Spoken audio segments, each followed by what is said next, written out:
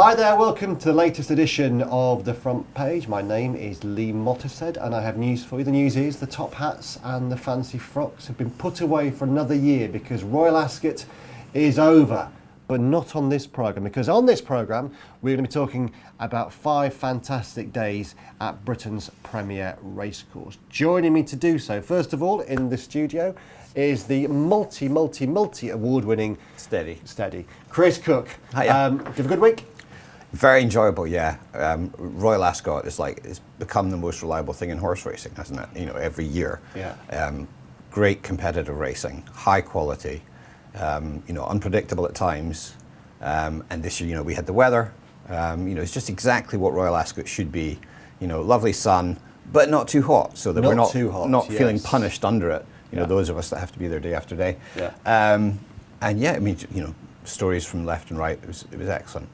What about you, DJ? You were there across the week. You've been coming for the last few years. Where would Ascot rank in your favourite meetings that you attend during the year? Oh, two. Yeah, two, definitely two.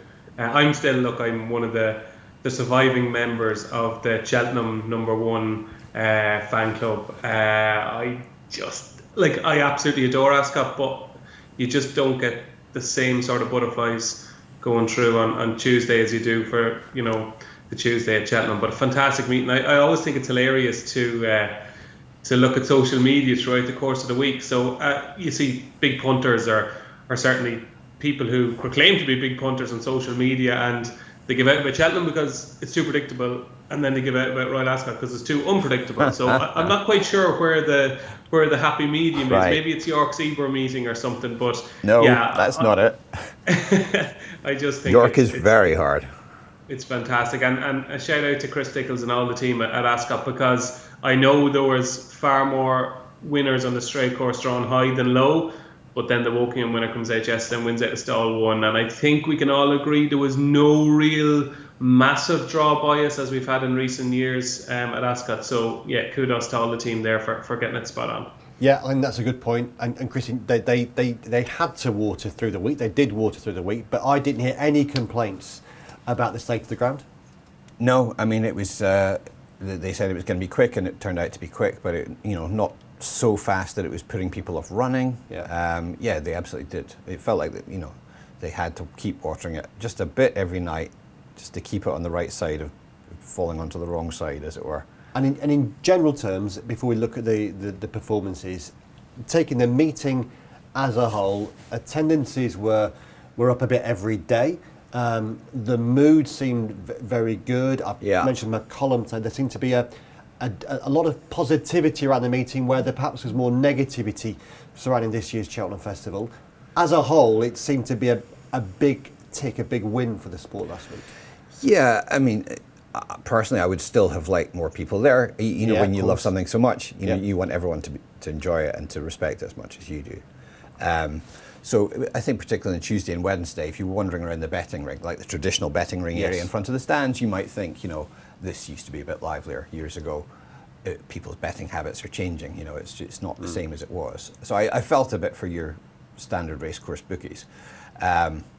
Attendance numbers went in the right direction a bit, and hopefully that will be a trend that's going to establish itself in the years to come.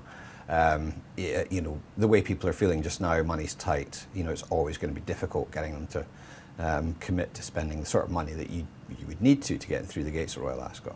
Yeah, and they did, a couple of years ago, they did put new crowd limits as well during the meeting, and that kicked in, I guess, on the Saturday. And certainly there was a case a few years ago when Ascot was really, really busy, that there were just too many people there. I think this year on the Saturday felt busy, but it felt manageable. Well, I wasn't on the Saturday, so I have to take your word on that. I don't remember feeling at any stage last week that it was overpacked. No. For the people who were there, it was really comfortable, and that's always the benefit if you show up, right? And the crowd is maybe a bit lower than you were expecting. You get straight to the bar or whatever, and you can move around easy. But I think those of us who love racing like it to be just 10% more popular next year. Yeah, that's fair, Paul. Fair call. No one will be complaining about that. Okay, we are going to get into the meat of our discussion about the 5 days of Ascot in a second, but first of all, a quick break.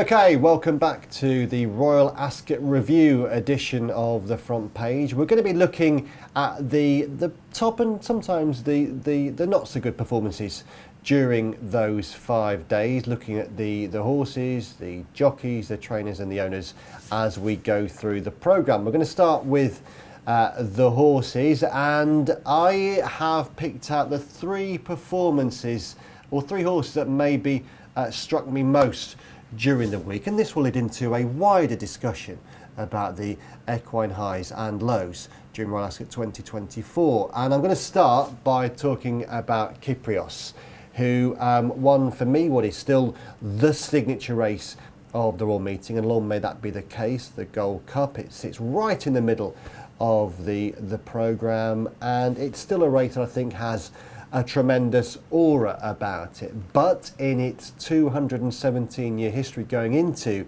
Thursday's edition of the Gold Cup, it only had two horses who had ever regained it. One back in the early days of the race, and one more recently at the turn of the century. Qipco became the third. It might not have been a vintage Gold Cup, nor indeed a vintage Gold Cup performance, but in beating Trawler Man in a tremendous conclusion to the race, he really showed himself to be a horse not just brilliant but brave, in that last year he missed the Royal Meeting after an infection caused not just his career but his life to be under threat. He's come back from that thanks to great work from Aidan O'Brien and the veterinary team looking after the horse, and indeed the whole Ballydall team. I thought his performance was tremendously laudable.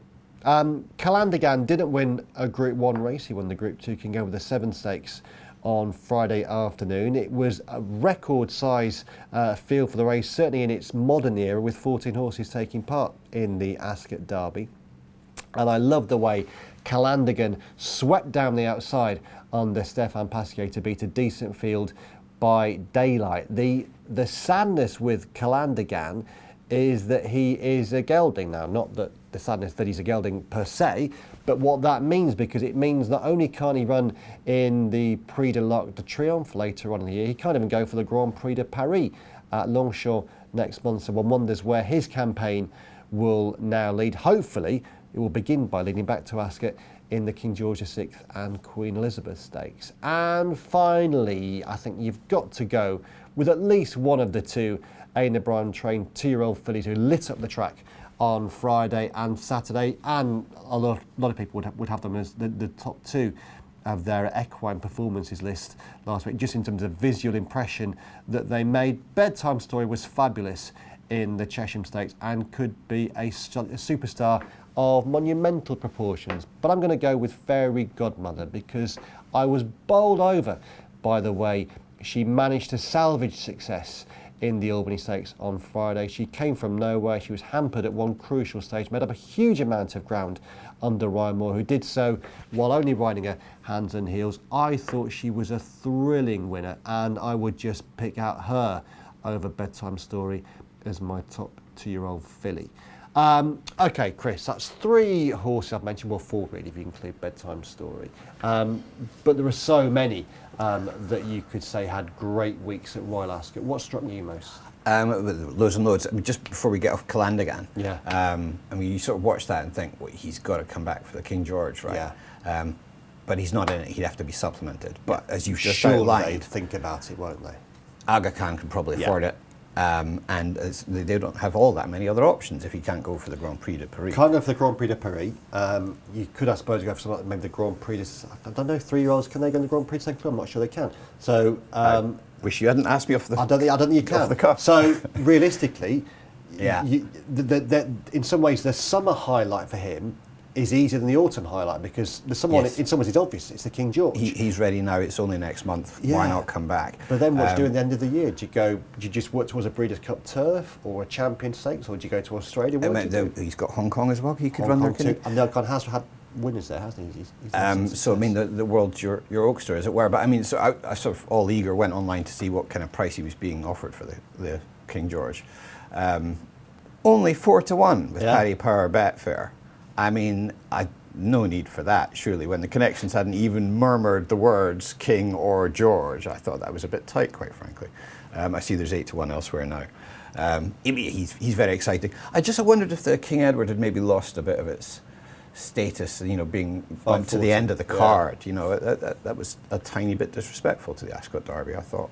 Yeah, it was it's a recent trend, isn't it? They tried to move some of the handicaps earlier into the card, I guess to try and boost betting turnover. Yeah. But it does mean that the King Edward is quite late in the day. I understand that instinct, but I'm afraid we've got to remember what the races that we're supposed to be focusing on are. I'd bring that one back more to the centre of the day. Anyway, Calandigan probably for me would be just about the most memorable winner. I think that race was 3 seconds faster than the Harwick, which was obviously different days, so not directly comparable. But if anything, the ground was supposed to be a bit faster on the Saturday, wasn't it? So I think that's a pretty serious effort. Auguste Rodin back to winning form again. He's so hard to predict, but it was really something for a Derby winner to come back and win the Prince of Wales over a shorter trip the next year. That's not usually attempted. It hasn't been done since Royal Palace, which is before I was born. And it's increasingly difficult to say things in racing have happened for the first time since before I was born. So hats off to him. Asfoura, you always love seeing, I think, an overseas winner at Royal Ascot. Just for the encouragement that it gives to people to bring their horses from overseas to race at this meeting, which adds so much to it. I mean, it's always great when we get Irish runners and French runners, but you can sort of take that for granted almost. When you get runners from Australia and America as well, that really makes it, that adds to the sort of exoticism of it. Even if as a British punter, you're probably not tempted to back them.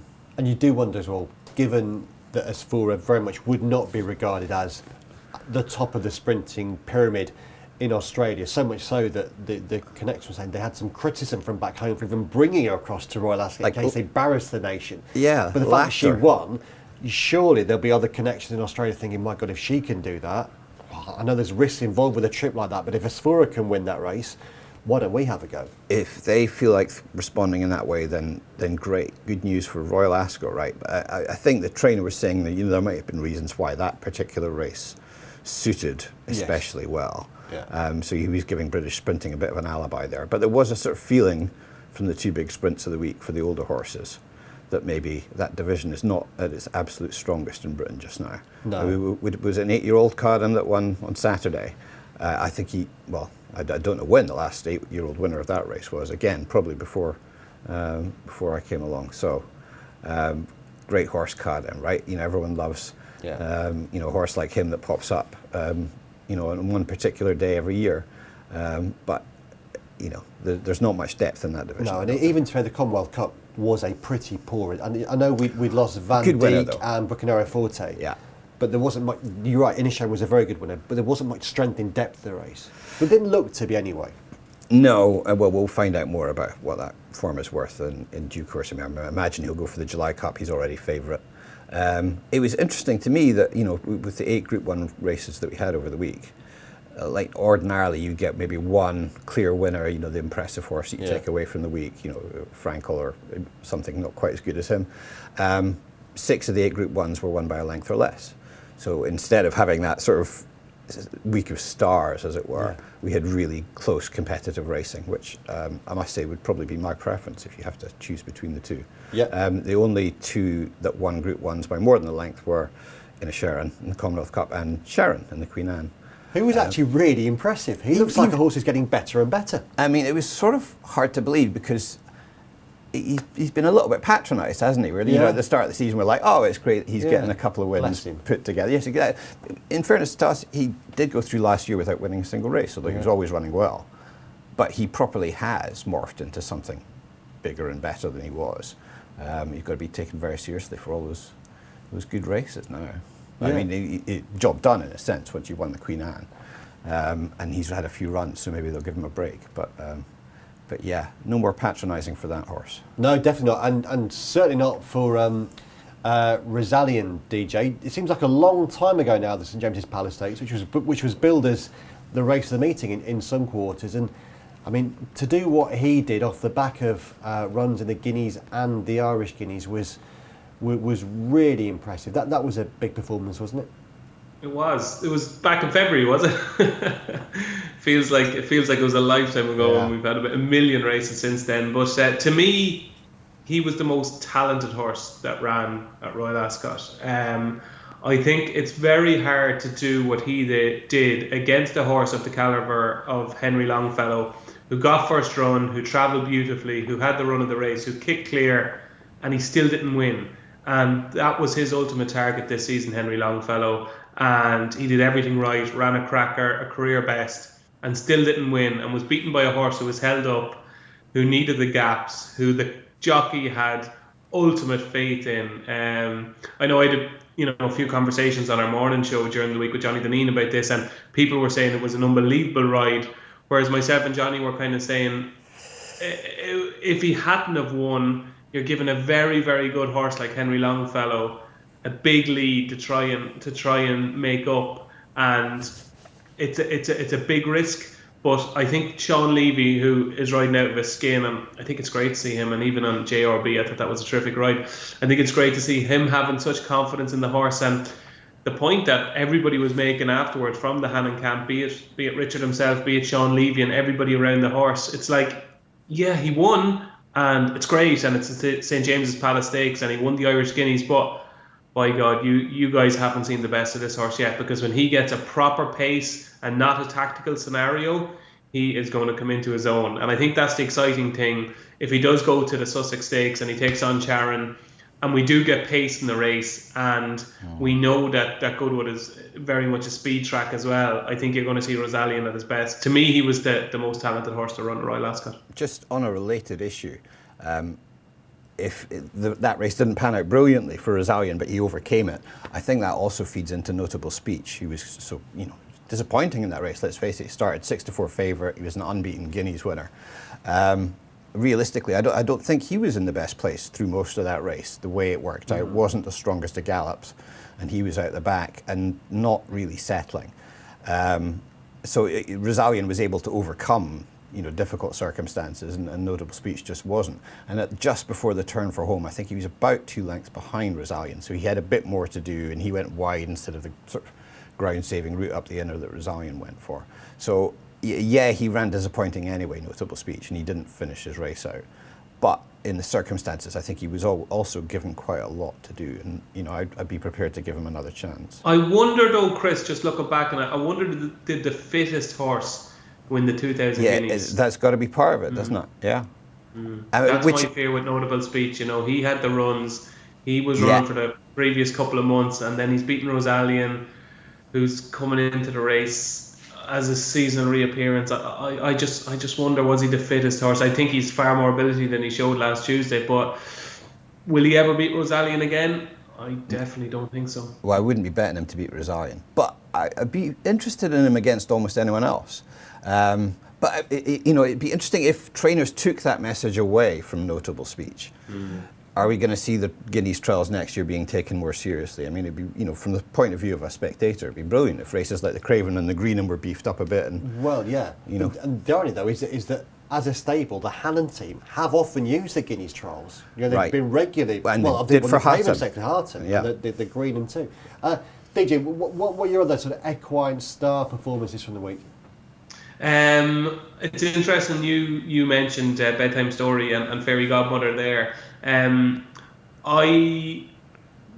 most shocked I was for the whole week, for the 5 days, the most shocked I was Fairy Godmother, because it was an unrescuable, I don't even know if that's a word, situation, and like it was gone, it was done, and she still managed to win. Now people, like, it's funny that the argument afterwards seems to be like, and who would you prefer for next year's Guineas, Fairy Godmother or Bedtime Story? And I kind of like that chat. I know people say it's nonsense, it's not till next May, but you have to talk about something, like, so I like people having an opinion, and the press room was completely divided. I know I spoke to Tom Siegel, and he was very much Bedtime Story, but it's still the Chesham, and I would always have, you just have slight reservations about the Chesham. I know obviously Pinatubo won it, and you have had good winners, but just this part of me that just thinks that maybe those that were 9.5 lengths plus behind Bedtime Story mightn't be absolute superstars, even though I know the Bowie camp think the world of the runner-up. But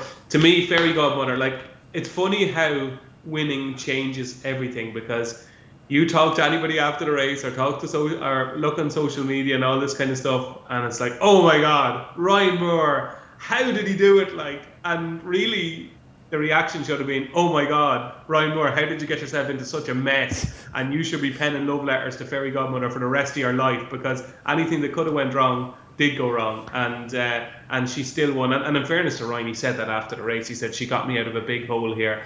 To me, that was the one, oh my God, after the race. I know we were very much, oh my God, not to sound too much like Janice, but I know we were very much like that after Bedtime Story won by such a wide margin, and you're going, oh my God, she's after winning by 10 lengths or 9.5 lengths. But to me, it was the disbelief I had that Fairy Godmother managed to get up after all that went wrong. So for me, she would get the performance of the week for me. DJ, just on the subject of the Guineas, we've got to take into account, don't we, that Aidan has basically got out of the habit of winning those Newmarket Classics. I mean, as much as we think these are the best horses potentially going for the race that we know of already, are they going to be sharp enough for early May next year? Well, I interviewed him before the Derby, and I asked him about his approach. I know our Ireland editor, Richard Forster, wrote about this and how the change of approach from Ballydoyle in recent years has been maybe not to attack the early classics and the Guineas as much as they used to. And I asked him about this, and his reply was that the calendar has gone so long that you're into your November, December, and he was even going towards kind of Maidan in February and March kind of a thing. Wow. He was including that in this year's calendar, and he said, you're compromising your chances of longevity throughout the season if you're having them ready to peak on the first Saturday in May, or as it can be, I think, can it be the last Saturday in April some years? And that would worry me if you're, and especially at the prices, like you're talking 3-1 and 9-2 or whatever it is. Like you're taking very skimpy prices about horses that are not going to be at the peak of their powers for the 1,000 guineas because the season is so long, and that's the thing that would be in the back of my mind. But you would be surprised. I know there's a lot of the season to unfold, but I think we'd all be very surprised if either one of the two didn't start favourite for next year's 1,000 guineas, given, they stay sound. And DJ, is there anything that's maybe less obvious in terms of the horses that ran last week that struck you or that you'd want to mention? Yeah, I can give you a few unlucky losers if you want. That's the thing about Ascot. Like you could, if you were to write down all the unlucky losers last week, you'd have a sore hand. Like it's extraordinary. Like I'll put them in what I saw. Well, the most unlucky loser and the horse who, without any shadow of a doubt, would have won comfortably without all that happened was Orazio in the Woking. Like that to me was not just the best horse in the race. Orazio could have won that race by 2 lengths if basically it wasn't an absolute horror show from start to finish. Like so much went right. Like it was incredible that Orazio got as close as he did, and another 15 yards he would have won snugly, like after meeting so much trouble, and he probably needs more cut in the ground. So to me, he's the one that, and it's frustrating because he started favourite so often in his career. He started favourite for the race last year, and he's never missed by punters. But this is one occasion where he started 16-1. He kind of was missed by punters. But what's going to happen now is because he was so unlucky, he's going to start favourite for the Stewards Cup again and all this kind of stuff. But to me, he was the one that should have won and should have won easily. A less obvious one to me, the best horse in the Coventry was Al Qudra for Godolphin. It wasn't that he got in awful trouble like Orazio or anything like that, but it was just when William Buick was starting to put the revs up, either side of him, it was just a pure coincidence. The gap closed on either side. If one side had to come in, it would have been fine, or the other, it would have been fine. He was just making his move. To me, he lost 2 lengths and he was beaten 1. That was one that got away, I'd say, for William. I thought he was the best horse in the Coventry. So there's another one. Can I think of any more? Obviously, the main one that people would be writing down would be King's Gambit, who was set an almighty task and just didn't manage to reel in JRB. I don't like favourites in races sitting so far back, and not even favourites, but real fancied runners. I know you can say that King's Gambit was slowly away and his hand was kind of forced, but even going back to Inspiral in the Prince of Wales, like you can't. I don't think you can win races being 20 lengths behind after 2 furlongs. These are high quality horses you're running against. They might not all be high quality, and I know Inspiral does miss the break, and she did miss the break, but I just think you're setting yourself an unachievable task by sitting stone last in these races. And it was a similar story with King's Gambit. And for King's Gambit to get so close, that was an extraordinary performance. But for me, my unluckiest loser of the week by a mile was Orazio in the Wokingham. Chris, I wouldn't say he was unlucky, but I reference Vauban on every other edition of this programme, and I still think he's got a massive shot in the Melbourne Cup. Didn't he stay the trip in the Gold Cup? In some ways, that's not necessarily a bad thing because it protects his handicap mark. I still think he might win the Melbourne Cup on his second attempt. Anything you want to mention that's less obvious before we move on to the jockeys? Not an unlucky horse by any means, but I thought Lake Forest did well. Yes. First run of the year to be second in the Commonwealth Cup. Actually, career best on Racing Post ratings. You'd think more to come. Going to be certainly one to follow.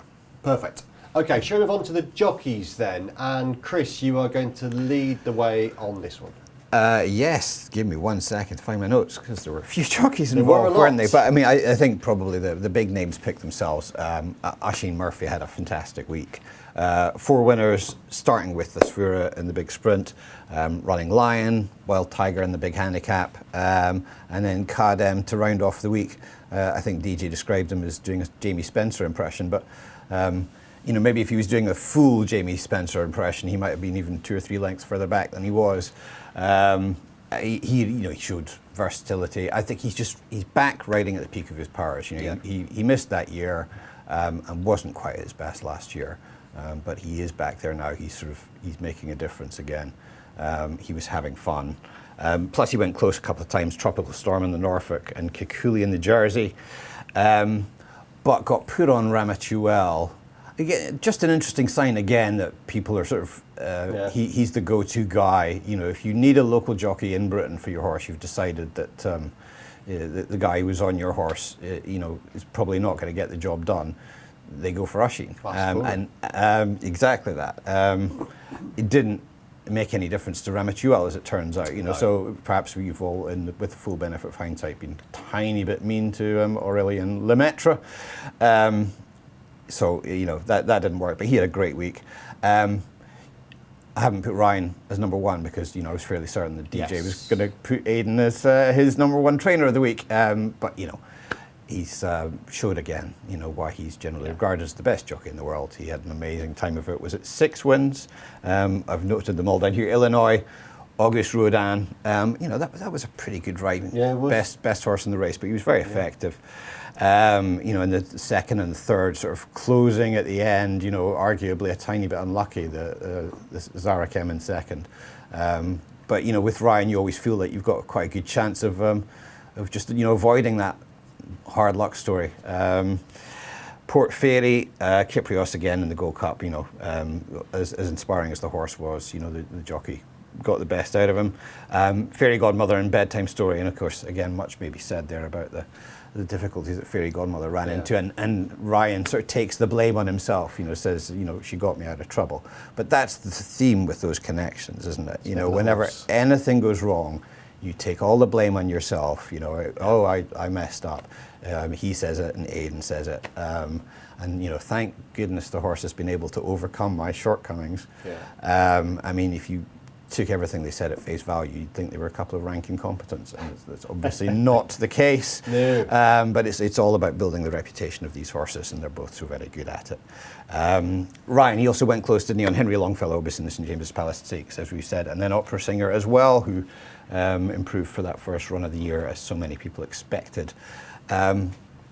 It's not all sort of sunshine and roses, inevitably if you get lots of high profile rides, some will end up being a bit disappointing, and so he was on the shortest price run in the whole week, Whistle Jacket in the Norfolk. Hardly his fault though, I think, reasonably speaking. The betting market was just far too blue and keen on that horse. The idea to me, Again, we're talking with full benefit of hindsight, so you can call this after timing if you like, but making any horse 11 to 10 on for the Norfolk strikes me as madness. It is actual madness. Yeah. I think the Norfolk has got the worst race for favourites of any race at Royal Ascot. The last winner as favourite was South Central, which is 2008. Howard Johnson trained. So I mean that wasn't yesterday, No. and this race was won in recent memory by 150 to 1 shot. I still think he's a good horse as well, by the way. He's a really good horse. Yeah. He hadn't run badly at all. I mean, the horses that he raced with up the middle, he beat them all. But I could see win the Phoenix Stakes next time.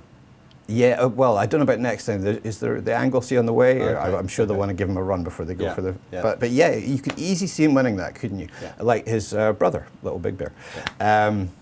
So yeah, he's run a fine race, but I think the group on the far side probably got a better toe into it than he did. Sure. And then there was the other horse that flew up the stand side, and they were the ones that finished in front of him. Anyway, so but he's finished unplaced whilst not being beaten very far at 11 to 10 on. There was also River Tiber as well, but he's 13 to 8. A bit disappointing, I thought, River Tiber, but maybe circumstances conspired against.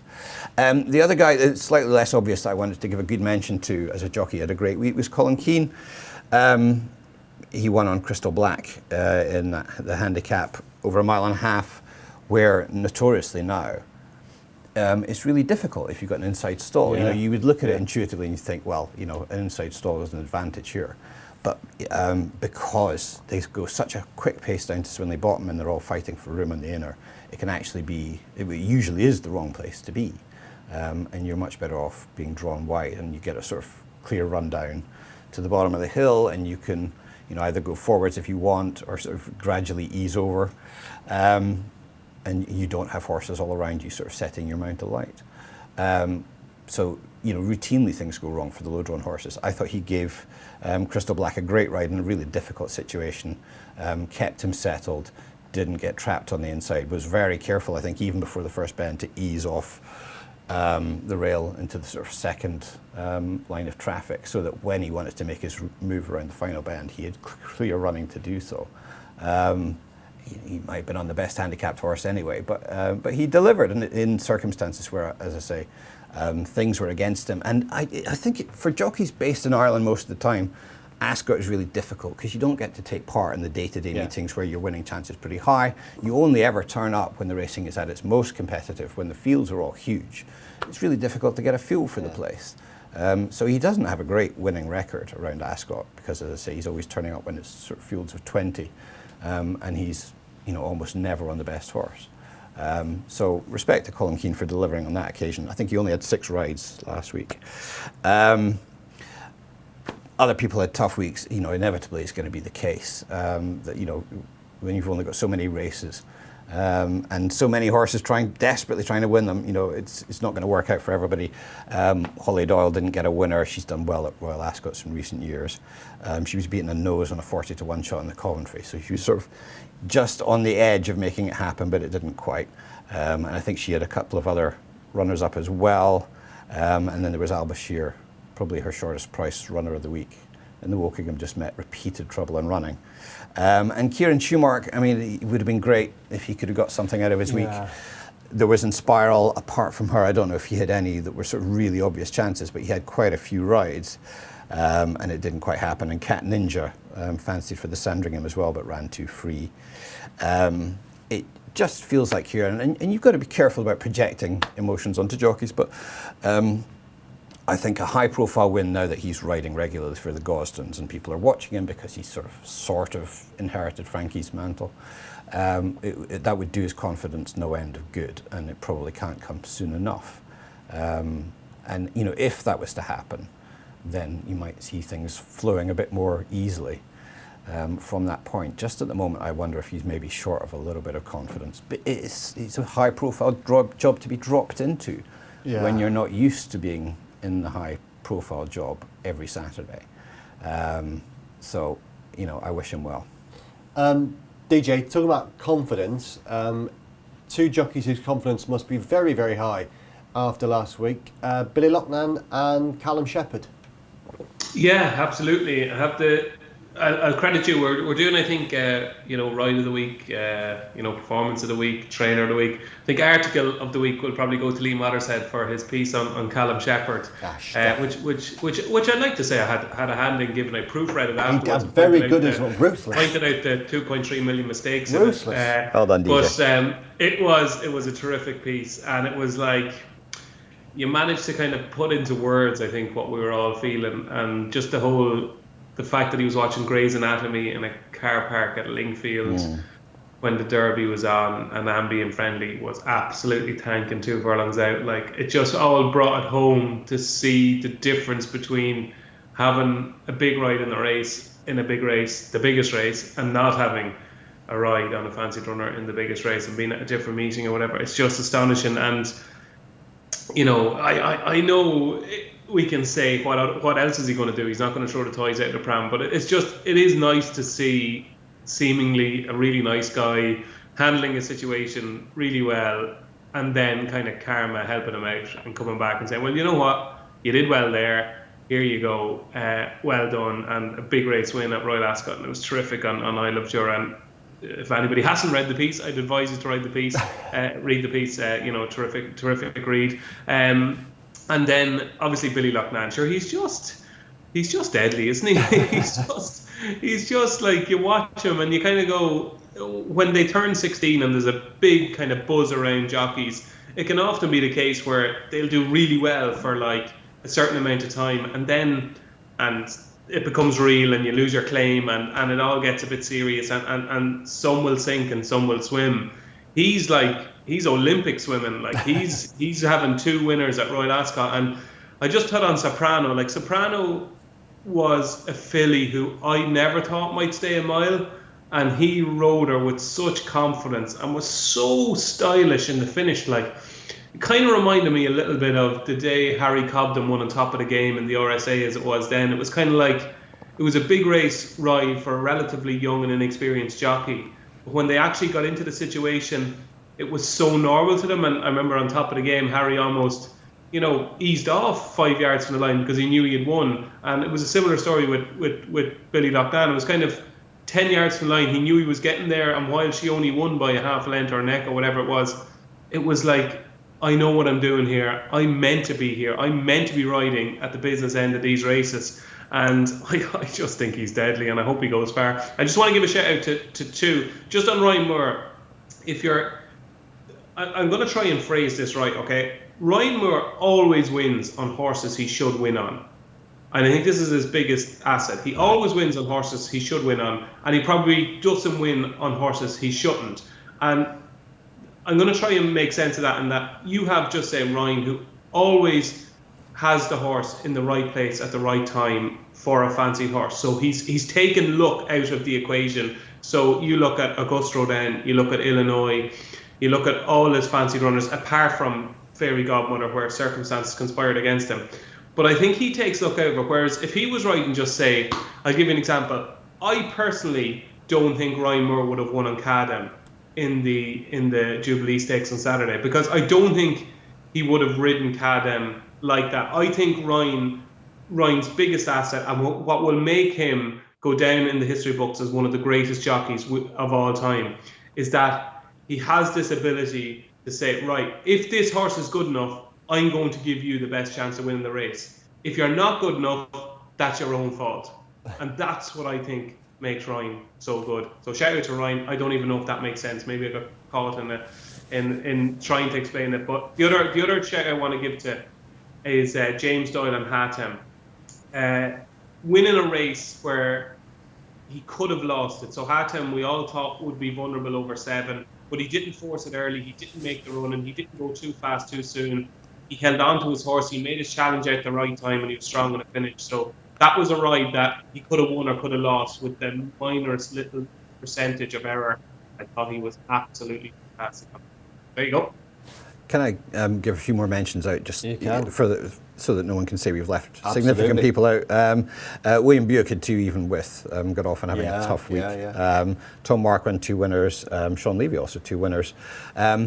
And also, I'd like to mention Rachel King, who sort of, she got plenty of media, but I think in terms of, people who are actually employing jockeys to do the riding, she was still sailing a bit below the radar. Yeah. So this is a British girl who went to Australia about 11 years ago because she wasn't getting any chances here. Got chances there and made rapid progress and is now winning top-class races over there. Came back to England to get married at the weekend and thought she'd make a sort of working week of it and see if she could get some rides at Royal Ascot. You know what it's like in that situation.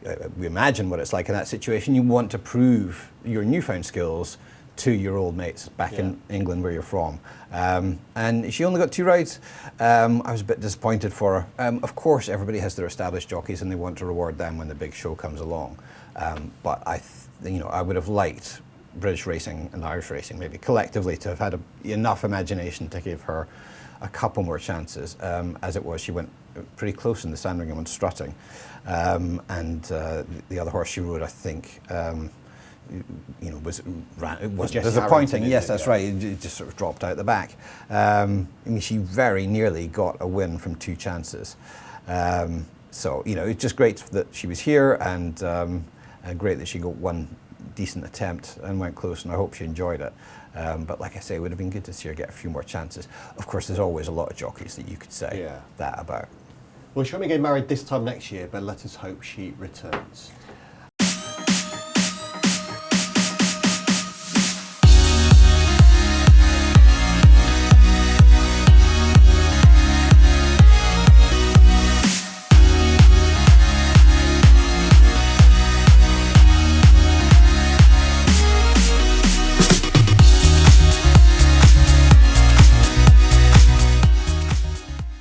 Right, part 3 then of the front page, and we're going to be looking now at the top trainers and the owners who made a mark or maybe didn't make a mark at the Royal Meeting. David Jennings.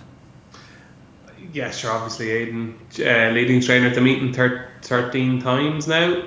I always have trouble saying 13, to get my TH sorted. 13 times. Look, he was 1 to 4 at the start of the week to be top trainer. I think that probably was a little bit of value. It certainly is now. I didn't think it was at the time, actually. I thought John and Tavy Gosden might give him a run for his money, but they didn't. Just having horses ready to rock at the biggest kind of week of the year, that's what he's good at. Didn't start particularly well. I don't think they had a winner on the opening day. Obviously you're kind of thinking, is it going to be one of those weeks? And I think probably a worrying aspect for them would be maybe the 2-year-old colts. Camille Pissarro didn't look anything out of the ordinary. In fact, he looked distinctly ordinary, I thought, in the Coventry. And then he had a couple of other kind of fancied runners in some of the other kind of the Windsor Castle. They were disappointing as well. And the fillies obviously, flew the flag for the 2-year-olds. I would say with Whistle Jacket, according to Aidan anyway, and it certainly looked that way. I watched that Whistle Jacket race, and afterwards I turned around. I can't remember who I was watching beside, Bill Esdale or somebody, and I turned around and I said, "Oh my God, Whistle Jacket's ran an absolute shocker, hasn't he?" And kind of didn't think any more of it. Went down to Parade Ring, got my quotes, came back up, and then I started watching the race again. I said, "Oh my God, he's only been beaten like 3/4 of a length." See, when they were passing us in the grandstand, he was, the first horse under pressure, and he looked like he was really struggling. And then he found his second wind. And listened to Aidan afterwards. I asked him about the performance. I said, "What do you make the performance of Whistle Jacket?" He said he was after running on soft ground, and he had ran over 6 obviously on his debut, and to go from that kind of quality of a race to a really top race over 5 on rattling fast ground, he just thought it was a bit of a shock to the system for Whistle Jacket. So I think Whistle Jacket is still a very good colt, but you would have a little bit of concern over the Ballydoyle 2-year-old colts at this stage. They definitely don't have a City of Troy. And it looks like so far they don't have a Henry Longfellow just yet, but obviously we're only in the middle of June, so there's loads and loads of time for that to change. Auguste Rodin is interesting. I asked him for his performance of the week afterwards on Saturday after he had his 6 winners, and what was his highlight. And without even hesitating whatsoever, it was Auguste Rodin.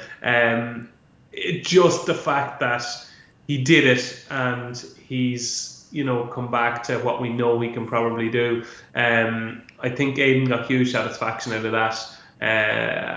Can you trust him again? I don't know. Can we trust him full time now? He probably needs soft ground or fast ground, and probably needs to be ridden prominently. So I don't think you'll ever see Augusta Rodin running on soft ground or being held up ever again. So maybe we might see a bit of consistency with Augusta Rodin now. But obviously a terrific training performance by Aidan, top trainer. So we'd have to put him in the number 1 slot. Brian Meaton has to go in there. 5 runners, 2 winners. I grew up just watching Brian Meaton horses and thinking he was a brilliant trainer. So it's great to see Brian back in the big time. And I just love the way he even spoke about Sean Levy afterwards, just saying that he is a big time jockey and he's well capable of winning big races at the biggest meetings. And I kind of like that when he kind of showered the jockey with praise and wasn't just taking it all himself. So terrific training performance from Brian Meehan. Richard Hannon, have to give a shout out to, have to have him in the top 3, probably Rosalien and Hatem. They have completely flown the flag for the stable this season. 2 terrific 3-year-olds, and I was just delighted Hatem won, because he's one of them horses who was such a good 2-year-old. He's a better 3-year-old, but we kind of go, sure, it's only Hatem. And it was a big call to run him in the Jersey. Probably an easy call, it's an easier race, but he's still running against River Tiber, and he's still one of the highest quality jerseys we've seen in quite a while, and it had a big field as well. So it was a big call, so kudos to him for doing that. And the final one I'll mention, probably in joint third, would be Carol Burke, who is just been a revelation this season and last season and the season before, and just taken the quality of his yard to a whole new dimension. Shareholder was extremely impressive. Just looked top notch, like to travel, to quicken, to win. I'd say Shareholder is very, very good, and you just know the way Carl talks about Shareholder suggests that's the case. So there you go, there's a few trainers for you, Lee. Plenty there, DJ. Chris, Carl Burke referenced there by DJ. Part of a good week, or a very good week again for the North, and in particular for Yorkshire. With loads of winners coming from Yorkshire yards. And other horses running well as well, yeah. Absolutely, yeah. Again, what's interesting there is that within that northern sort of racing, flat racing division, there's definitely been a change in the balance of power. It's now Kevin Ryan, Carl Burke, Richard Fye to an extent as well. Whereas once upon a time, it would always have been the Johnson team that led the way in the north. Not so much the case at the moment. And just one interesting little stat, it was the first time in 25 years that the Johnsons hadn't had a runner in the King George V handicap. They've won it plenty, often had multiple runners. But this year they had the reserve who didn't quite get in. It feels like there's been a change in the north. There literally has been a change at that yard. Absolutely, yeah. Charlie's got the licence now. They had a dozen runners and didn't get involved. Sometimes these things happen. 1 year or 2 years can go against you. There were years in the past when Mark wouldn't be able to get involved, particularly at Royal Ascot, but you wouldn't want to see that continuing. I think the yard is still going strong, in the trainers' table. So maybe it's just a blip. But I mean, we published some stats about Yorkshire's success at Royal Ascot in the paper today, and it was quite impressive. It's going back more than 20 years where there'd be at least one winner from Yorkshire at Royal Ascot. Somebody said there's no north-south divide in flat racing. And there might be a bit of fighting talk mixed in there, but it's basically the case. There are some very big, powerful stables in the north, and big-time owners seem to have no problem in trusting their horses to trainers based there. Big week as well for a lot of young trainers. Obviously, Donna O'Brien won the Coronation Stakes. George Scott, George Bowie, Harry Charlton, Ed Walker, Ed Bethel, all among the winners, which is a pleasing thing to see. Yeah, we've got to give these young guys some encouragement, right? And they'll probably think the game's easy and be surprised when they come back next year and can't immediately build on that. But very pleasing, and some really promising young trainers that you've mentioned in there as well. I love the fact that you've got a broad cast of potential winners when you get to these major meetings. The issue in jump racing is that cast is sort of narrowed to a point, and that takes a lot of the colour and the drama out of it. But Royal Ascot, no problem there. In terms of finding winners, actually it helped if you just picked out horses owned by Wathen Racing, who in their second year had an extraordinary run of success, which highlights the work done by those people sourcing the horses, both horses in training and breeze up purchases, yearling purchases, two-year-old purchases. Richard ran the team there. They did incredibly well, as of course we know Coolmore did through Ballydoyle. But the contrast is Godolphin, who for the second consecutive year had a poor Royal Ascot, one winner, Sabin Sir Train winner of the Royal Hunt Cup, nothing for Charlie Appleby. And numbers wise as well, Wathen had 28 Royal Ascot runners, Godolphin had only 12. 12 Godolphin runners during Royal Ascot seems like a very small number. It absolutely does, and I'm not clear at all what's gone wrong there. I mean, but part of the factor may be that, Sheikh Mohammed doesn't turn up at the races in Britain these days. So maybe if you know that he's not going to be there, there's not quite the same pressure to produce horses that are going to be competitive for him to watch while he's there. We know that Charlie Appleby's still extremely effective. He's got a team of horses in the US, hasn't he? Doing very well. He did take the Guineas winner to Royal Ascot, in fairness, and on another day, notable speech might have got involved in the finish. The horse who lost her unbeaten record, whose name escaped, was it Diamond Rain. Yeah, who ran last in the Ribblesdale. I mean that was a disappointing effort. Slice it where you will, but these things can happen. The numbers, as you say, perplexing, but they've still got plenty of talented horses, and maybe they're saving them for the July meeting. Yeah, they might well be. Before we end the programme, we should, while we're talking about top level flat racing, we should reference the news that it was announced yesterday that Qipco is going to continue its sponsorship of British Champions Day and its commercial partnership with Ascot for another 2 years, which will take them through to 2026. They have decided to relinquish their sponsorship, or they are relinquishing their sponsorship of the July Cup, the 2 Guineas and British Champion Series as a vehicle. My understanding is that Qipco came to a decision it wanted to spend less going forward. These are obviously difficult financial times for a lot of commercial organisations, and that ultimately a decision between Qipco and Racing was that it would be best to concentrate that money on Champions Day in particular, and give Newmarket and Ascot the vehicle to find new sponsors for the Guineas and the King George. And suggestions are that maybe Newmarket might not be that far off announcing something in relation to the Guineas. Chris, what did you make of this news yesterday? Well, so the sport's got to be grateful for the enormous sum of money that they've had off Qipco over the years. And it is a huge sponsorship, isn't it? Yeah. And it's also one that they're not like an organisation where you're going to buy a Qipco coat, a Qipco brolly, a Qipco bag. No, there's literally nothing in it for them. No. It's a sort of, what would you call it, philanthropy. Yeah. You're basically giving money away. So, yeah, as I say, the right attitude is to be grateful for what you've had, but at the same time, there's naturally going to be a concern about, having to replace a really big-time blue-chip sponsor for, some very important, well-funded races. The number of sort of potentials who might sign up for races like that, it's a short one, and so it always does kind of bother me when one of our big-time flat races falls vacant. Because you basically got to find somebody who isn't just going to say, well, what's in it for me?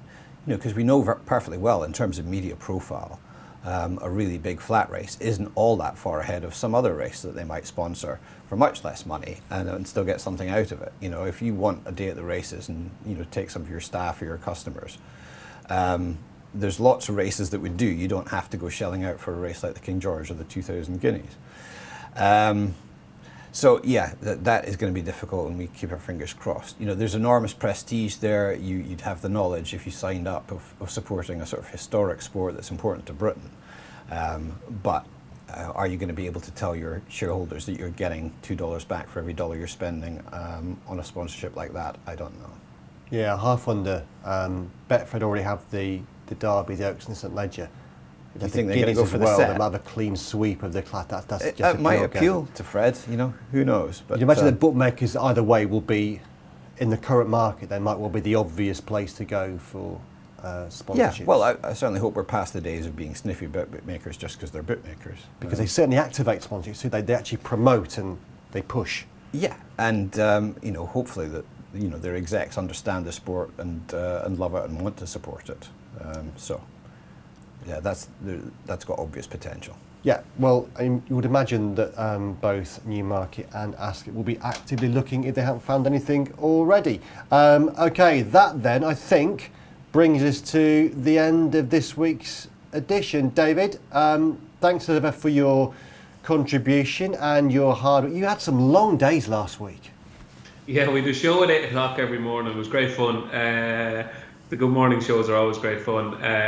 Up very early, up at 5 o'clock most days, and but I always think, like, when you start complaining about working at Royal Ascot, it's time to give the game up, because there are far worse jobs than to be working at Royal Ascot. So I felt very privileged, and we had great fun, great week, and it's one of those weeks where you're kind of proud of the sport, where you kind of go, this is one thing we do exceptionally well. Like, everything is done so brilliantly, and it's such an occasion. And yes, there's a lot of money flaunted around, and yes, it's high end stuff, but it's just one week we do terrifically well. So well done to all at Ascot. Yeah, well done, and in particular from our point of view, well done, and thanks to Maureen and Jan, who look after the main press room at Ascot and do a fantastic job doing that as well.